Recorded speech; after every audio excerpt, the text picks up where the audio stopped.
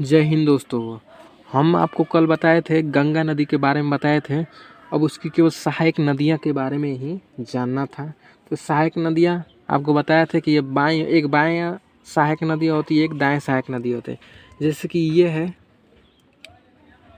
ये गंगा नदी इधर से आ रही है, गंगा नदी इधर से आ रही है तो हमारा बाएं किधर होगा? उधर ही हो, तो इधर तो होगा। तो बाएं हाथ की सहायक नदियाँ इधर होती हैं और दाएं हाथ की सहायक नदियाँ इधर होती हैं। ठीक है, तो चलिए पहले हम सबसे पहले देखते हैं दाएं हाथ की सहायक नदियाँ। दाएं हाथ की सहायक नदियों में केवल दो ही इम्पोर्टेंट है। पहला आ जाता है यमुना नदी, जिसकी लंबाई कितनी है? 1370 किलोमीटर की लंबाई है। यह गंगा की सबसे लंबी सहायक नदी है। यह गंगा की सबसे लंबी सहायक नदी है। इसकी सहायक नदी यमुना नदी की सहायक नदी क्या नाम है? चंबल सिंध बेतवा केन। चंबल सिंध बेतवा केन। चंबल सिंध बेतवा केन। यह अत्यधिक प्रदूषित है। यह नदी सबसे ज़्यादा प्रदूषित है, इसलिए हम इसको खुला नाला के नाम से भी जानते हैं। यमुना नदी को हम खुला नाला के नाम से भी जानते हैं। अब यमुना नदी के किनारे स्थित शहर के बारे में देख लेते हैं। गंगा नदी के किनारे यमुना नदी के किनारे फरीदाबाद शहर स्थित है, जो कि कहाँ पर है? हरियाणा में स्थित है। उसके बाद आता है दिल्ली, आप देख ही रहे हैं, राजधानी। उसके बाद है मथुरा और आगरा। मथुरा और आगरा कहाँ पर है? उत्तर प्रदेश में पड़ता है। यह गंगा में प्रयागराज जगह पर मिलती है। यमुना नदी यह गंगा में प्रयागराज स्थान पर जाके मिलती है। और दूसरी आ जाती है सोन नदी।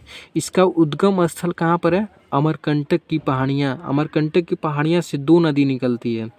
अमरकंटक की ये पहाड़ी है, तो यहाँ से एक निकलती सोन नदी जो गंगा में आके मिलती है, और यहाँ से एक नदी निकलती है नर्मदा नदी। नर्मदा जो अरब सागर में जाकर मिलती है।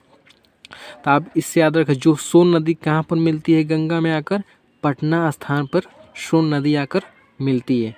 चलिए तो अब देखते हैं गंगा की बाएं हाथ की सहायक नदियाँ। ये देखिए दोस्तों, ये है गंगा नदी जा रही है यहाँ पर, तो इसको याद कर लेंगे आप। पहला हो गया रामगंगा नदी, जो कि यूपी में बहती हैं। दूसरा है गोमती नदी।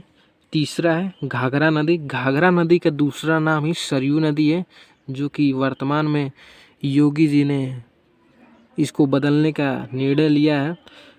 चौथा है गंडक, जो कि बिहार में बहती है। अब पांचवा है कोसी नदी। कोसी नदी को बिहार का शोक कहते हैं।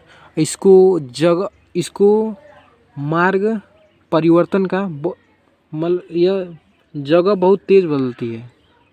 यह जगह बहुत तेज़ बदलती है, अपना रास्ता बदल देगी रातों रात ही। ठीक है, तो इसको उसी नाम से जानते हैं हम, बिहार के शोक के नाम से। अब छठा हो गया, सबसे अंतिम हो गया महानंदा नदी। महानंदा नदी वेस्ट बंगाल में बहती है। चलिए तो इसको देखते हैं।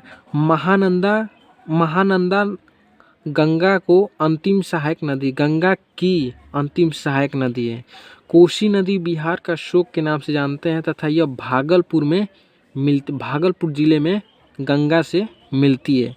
गंडक नदी यह सोनपुर में मिलती है गंगा से। ठीक है, और घाघरा या सरयू नदी यह छपरा में गंगा नदी से मिलती है। उसके बाद आ जाता है कोलकाता। ये बड़ी इम्पोर्टेंट है। कोलकाता यह हुगली नदी के किनारे है। और ये गंगा से ना, जैसे ये गंगा है ना, तो यहाँ से सब तो इसमें आके मिल रही है ना, सब नदी गंगा में आके मिले, लेकिन ये गंगा से हुगली नदी निकलती है। गंगा से इधर की तरफ निकलती है। तो ये एकमात्र एक ऐसी नदी है, हुगली नदी, जो गंगा से निकलती है। यह गंगा से निकलने वाली एकमात्र नदी है। ठीक है, गंगा नदी को बांग्लादेश में पद्मा के नाम से जानते हैं। किसके नाम से? पद्मा के नाम से जानते हैं। और इस गंगा और ब्रह्मपुत्र नदी के मुहाने पर ही सुंदरवन का डेल्टा बनता है, जो कि विश्व का सबसे बड़ा डेल्टा सुंदरवन का डेल्टा है। ये पूछ लिया जाता है सुंदरवन का डेल्टा किस नदी पर स्थित है? यह गंगा और ब्रह्मपुत्र नदी के मुहाने पर बनता है। सुंदरवन के डेल्टा पर मैंग्रोव वन पाए जाते हैं। सुंदरवन के डेल्टा पर मैंग्रोव वन पाए जाते हैं। वहाँ पर सुंदरी नामक वृक्ष है, इसलिए उस डेल्टा का नाम हम सुंदरवन का डेल्टा के नाम से जानते हैं। उसके बाद आ जाता है जो हमारा भारत का राष्ट्रीय पशु है रॉयल बंगाल टाइगर, वो भी उसी वन में पाया जाता है। चलिए दोस्तों, हम आशा करते हैं आपको गंगा नदी तंत्र और ब्रह्मपुत्र नदी तंत्र, सिंधु नदी तंत्र के बारे में आप जान चुके होंगे पूरी तरह से, आपको याद हो गया होगा।